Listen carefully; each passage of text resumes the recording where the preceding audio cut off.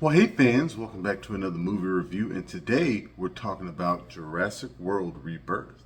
So Jurassic World Rebirth is a sci-fi adventure thriller film directed by Gareth Edwards, starring Scarlett Johansson, Mahershala Ali, Jonathan Bailey, and Rupert Friend. And it follows this mercenary named Zora. She is hired by a pharmaceutical company to escort a paleontologist and one of their executives to this abandoned engine testing facility to collect DNA from 3 of the largest dinosaurs still living there. And they do a good job of explaining why the mission is necessary.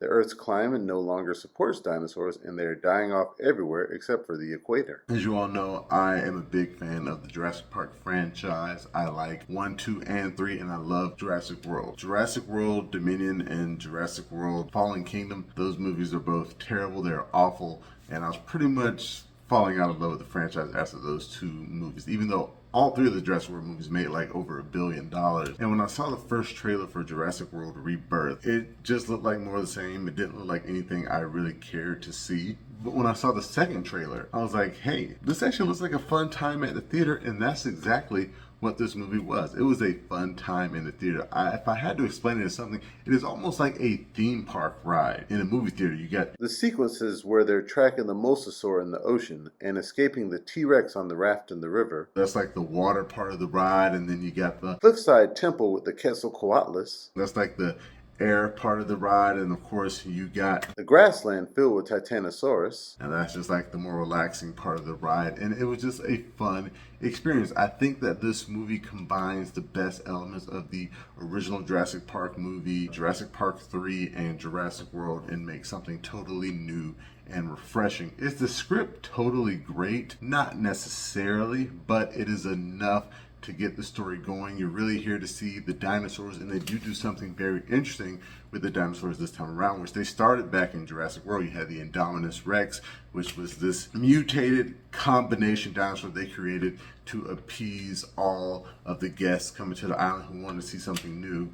And in this movie, like I said, this abandoned engine facility was the place where they first tested all of these combined and mutated dinosaurs. So one of the dinosaurs you see is the Mutodon, and that's like a cross between like a pterodactyl and a raptor of some sort. So a raptor that can fly, that's slightly bigger. Of course, that's pretty scary. And the ones you see on the poster and the ones you've seen in the trailers, the Distortus Rex or the D-Rex, that is a giant rancor looking monster that I wish they had utilized more in this movie. It's in the opening scene and it's in the end of the movie, and we don't really get enough of this creature because I think it looks great. If you're going to make a mutated fake dinosaur, I think this thing was the way to go, and I just wish we got to see it more. Because basically, the overall plot of the movie, like I said before, they're trying to collect DNA from 3 of the biggest dinosaurs. A nice plot element to throw in, like maybe halfway through the film, would have been like, hey, by the way, there's this 4th dinosaur that we actually need DNA from to combine all these together. And they should have made that the D-Rex, and it should have played more into the plot.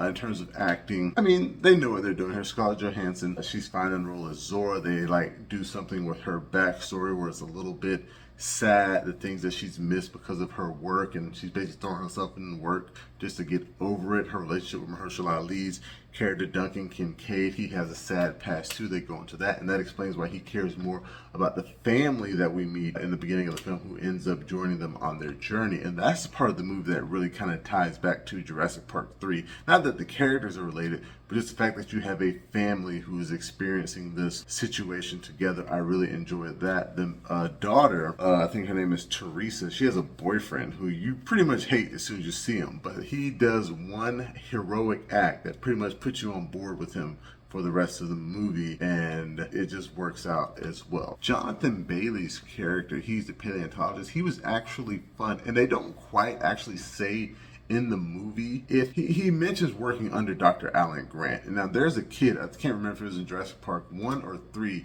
there's a kid who's working under Alan Grant, and they don't quite say that that is Jonathan Bailey's character, but they could bring that up later if they decide to bring back any more of the old characters. But I enjoyed his character. He was intelligent, he was fun, he had some good quips, and I really enjoyed the relationship he was kind of building with Scarlett Johansson's character. They did not go deeper into, and I feel like they should have. There is a character who has a villainous turn that I don't think was necessary for this movie.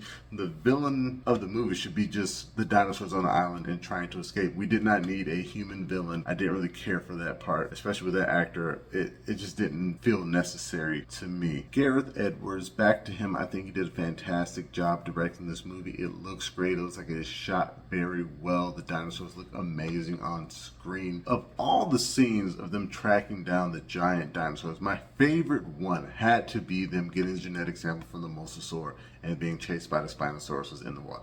That scene, it was just really fun to watch, getting to see the mosasaur up close. This one, the same mosasaur from Jurassic World and Jurassic World Dominion, seeing it jump out of the water and breach like a whale and like bite at them. A whole Jurassic World movie set at sea, I would pay money for that.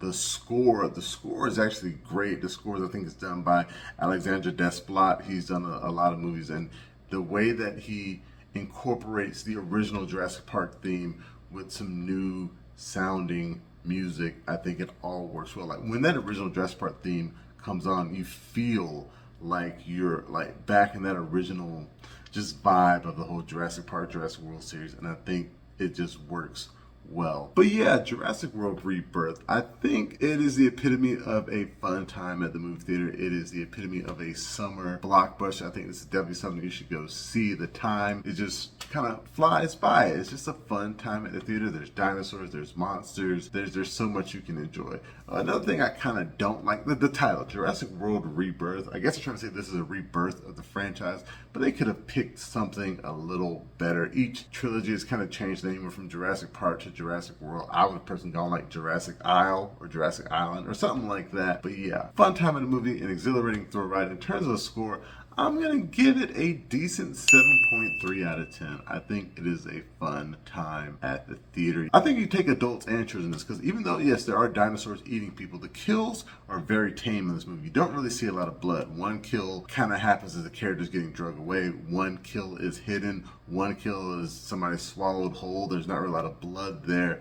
And yeah, there is one person who's kind of ripped in half. But like I said, it's very tame. I don't think it'll scare younger children too much. But yeah, you should check it out. I thank you guys again for joining me for this movie review. Remember, you can find the full review on YouTube and the website, flipfrogllc.com/flixfrog. You can find us on Facebook, Instagram, Twitter, and Reddit. And please, pretty please, make sure that you like, share, and subscribe. And until next time, I'll be seeing you.